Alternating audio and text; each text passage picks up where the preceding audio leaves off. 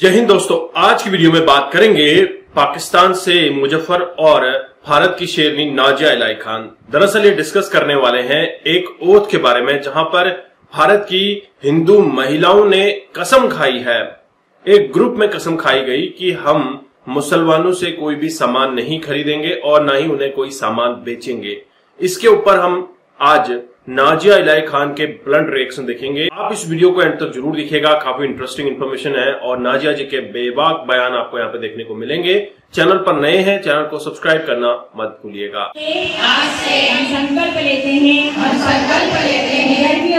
विधर्मियों की दुकानों से कपड़ा चप्पल अन्य कोई भी वस्तु नहीं खरीदेंगे, ना ही उन्हें कोई वस्तु बेचेंगे।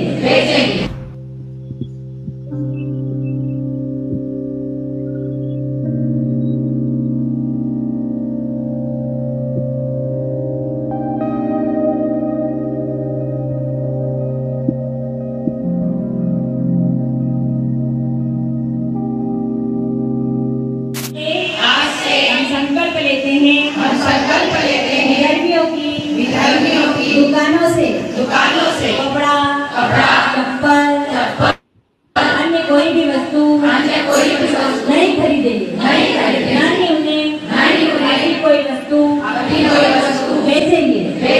हे महाकाल, हमारे संकल्पों को पूरा करने की उपयुक्त शक्ति तथा मनोवृत्ति प्रदान करे।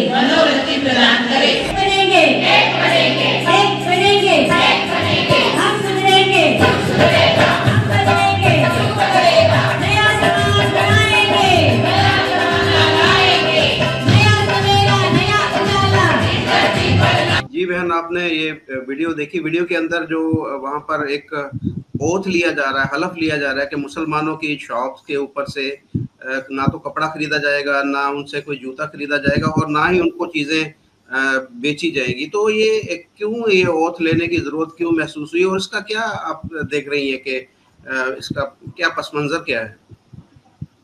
देखिए, हिंदू धर्म में महिलाओं को शक्ति का रूप कहा जाता है। महिलाओं को बहुत पूजनीय समझा जाता है, महिलाओं को बहुत इज्जत दी जाती है।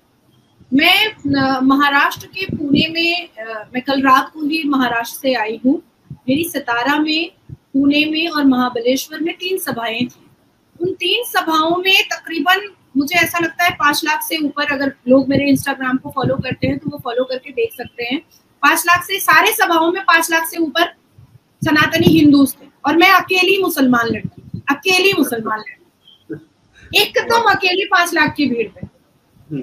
हालांकि पुलिस के रिपोर्ट के हिसाब से 3,80,000 सिर्फ सतारा की सभा में लोग थे, सतारा मतलब महाराष्ट्र में। जी। तो सब आकर के पैर छू रहे थे, जितने लड़के हैं, मतलब मैं आशीर्वाद देते थक गई। जो मेरे से उम्र में बड़े हैं वो भी पैर छू रहे हैं, जो उम्र में छोटे हैं वो भी पैर छू रहे हैं। तो हिंदू धर्मों में महिलाओं को एक बहुत ऊंचा, एक बहुत पूजनीय दर्जा दिया गया है और जिस हिसाब से हिंदू बेटियों के ऊपर अत्याचार, हिंदू बेटियों के ऊपर अश्लील नजर, हिंदू बेटियों के का गला रेतना, हिंदू बेटियों का बलात्कार करना मुसलमान मर्दों ने किया है। अब यही शक्तियां इनके विरोध में अब खड़ी हुई।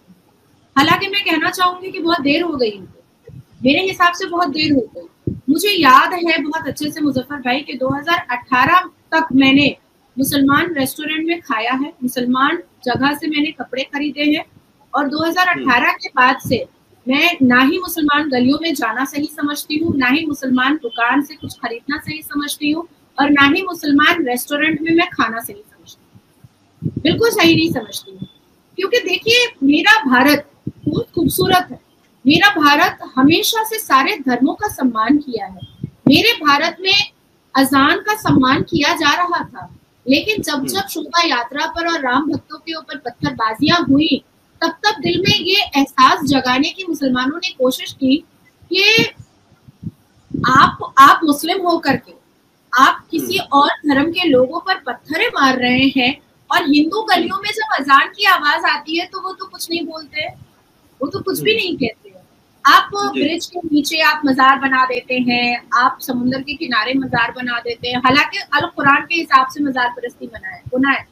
आप पूरा अजमेर आप मजार का पूरा बाजार बना करके बैठ चुके हैं, एक बहुत बड़ा कॉर्पोरेट सिस्टम चल रहा है अजमेर में।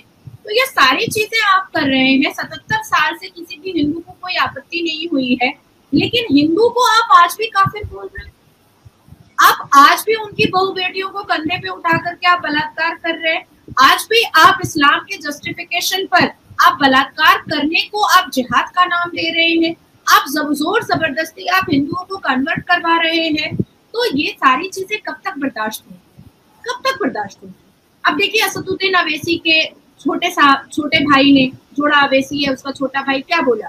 15 मिनट के लिए पुलिस हटाओ, फिर देखो हम क्या करते हैं। अरे मैं तो कहती हूँ मुजफ्फर भाई कि 15 मिनट के लिए अकबरुद्दीन अवैसी के लिए पुलिस हटा ही दिया जाए, और मेरा दावा है कि 5 सेकंड में मेरे सनातनी भाई बता देंगे कि कौन कितना बड़ा शेर है। 5 सेकंड में बता देंगे मेरे सनातनी भाई कि 82.7% में ज्यादा ताकत है या 7% में ज्यादा ताकत है। ये मेरे सनातनी भाई 5 सेकंड में बता देंगे। अब अगर असदुद्दीन अवैसी को लगता है कि 5 सेकंड में नाजिया कह रही है कि हम लोगों को मार डालेगी, नहीं, तो इसका मतलब है कि 15 मिनट में आप भी सनातनियों को मारने के लिए पुलिस हटवा रहे थे। तभी आपने मेरे 5 सेकंड को आपने उसी रूप में लिया जो आप करना चाहते थे। मैं अभी हैदराबाद गई थी, जैसे आपके पाकिस्तान में हलाला सेंटर, जैसे आपके पाकिस्तान में मसियार सेंटर, जैसे आपके पाकिस्तान में मुत्ता सेंटर, वही दिखा मुझे। ओल्ड सिटी आप चार मीनार आप जाइएगा, अच्छे घर की शरीफ मुसलमान औरत भी चार मीनार नहीं जाना चाहिए। जो अश्लीलता है वहां पर चार मीनार पे, कोई भी मर्द बाइक से आते जाते आपको किसी भी तरीके से बदन के किसी भी उज़ू को टच कर दे, वो आपको जैसे भी चाहेगा आपको मलिस्ट कर देगा। चार मीनार समझिए कोठे का बाजार बन चुका है। और मैं ऐलानिया कह रही हूँ कि असदुद्दीन अवैसी को मेरे ऊपर अगर केस करना है तो वो कर सकता है, मेरे पास सारे वीडियो फुटेज है। अब आप मुझे बताएं कि आज भी भारत के मुसलमान जो मोदी जी को और हिंदू सनातन धर्म को जो डिफेम कर रहा है, जो मलाइन कर रहा है, या सनातन धर्म के लोगों को जो काफिर बोल रहा है, मैं पूछना चाहती हूँ कि भारत की तरक्की को अपने घर पर लेकर आना बड़ा मजा आता है जी। भारत में जब कोई इम्प्रूवमेंट और डेवलपमेंट होता है तब उस डेवलपमेंट में पार्टिसिपेट करना और उस तरक्की का हिस्सा बनने में बड़ा मजा आता है। आपको मैं दो चार फोटोज दिखाना चाहती हूँ, आप उस फोटोज को देखिए कि डिजिटल भारत को हैदराबाद के मुसलमानों ने अवैसी के दलालों ने कितना एक्सेप्ट किया है, लेकिन वहीं पर भारतीय जनता पार्टी और जैसे ही मोदी जी की बात आती है वो कह देते हैं कि नहीं ये तो हिंदुओं के नेता हैं। अब आप देखिए, मैं आपको दिखाना चाहूंगी,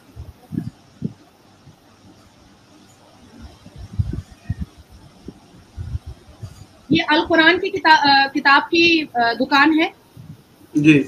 ये मौलवी साहब है, ये यूपीआई है, ये हैदराबाद के चार मीनार पर इस्तेमाल किया जा रहा है। मैं इसको और जूम करती हूँ ताकि लोग अच्छे से समझ सके।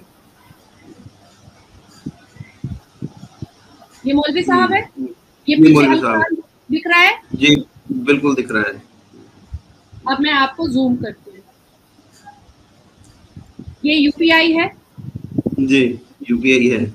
तो आप तो डिजिटल भारत का हिस्सा बने हुए हो, आप तो मोदी जी का लाभ उठा रहे हो। सड़कें मोदी जी की दी हुई, डिजिटल भारत मोदी जी का दिया हुआ, पानी मोदी जी का दिया हुआ, फिर भी आप मोदी जी को कोस रहे हो, फिर भी आप हिंदुओं को काफिर बोल रहे हो। तो ये कब तक चलेगा?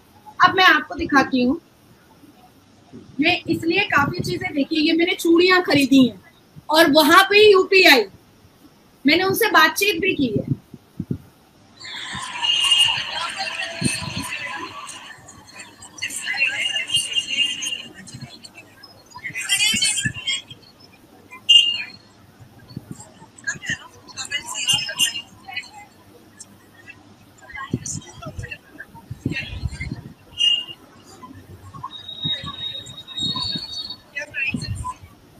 मैंने उससे पूछा भी है कि यूपीआई जब से इस्तेमाल कर रहे हो भैया, इट्स टू कंफर्टेबल ना?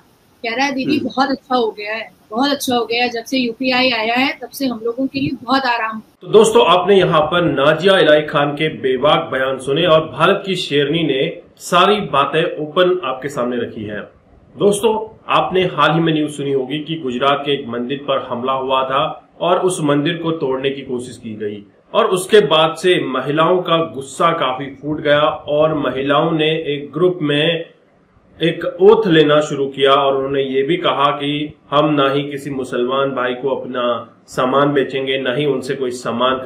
बोले तो कट्टरपंथियों का व्यापार पूरी तरीके से उनकी इकोनॉमी तोड़ने के लिए ये काम किया जा रहा है।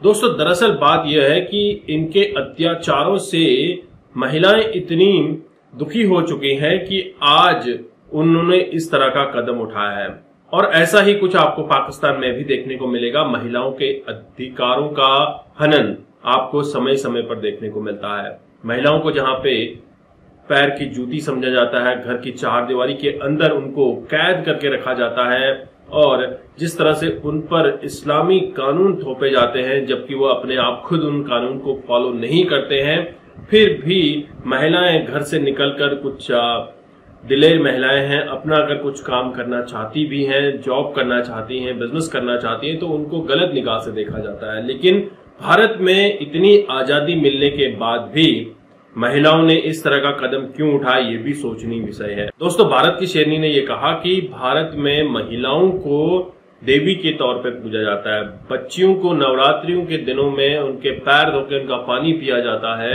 और इस तरह का जो कल्चर है आपको सिर्फ सनातन में ही देखने को मिलेगा। एक महिला को देवी के रूप में पूजा जाना सिर्फ भारत की सनातन संस्कृति का ही हिस्सा हो सकता है और इसी वजह से आज भारत में महिलाओं का जो परसेंटेज है देश की इकोनॉमी में काफी तेजी से ग्रो कर रहा है। ध्यान में रखते हुए काफी कुछ नए काम किए जा रहे हैं। महिलाओं के सशक्तिकरण के लिए भारत सरकार लगातार नए कदम उठा रही है।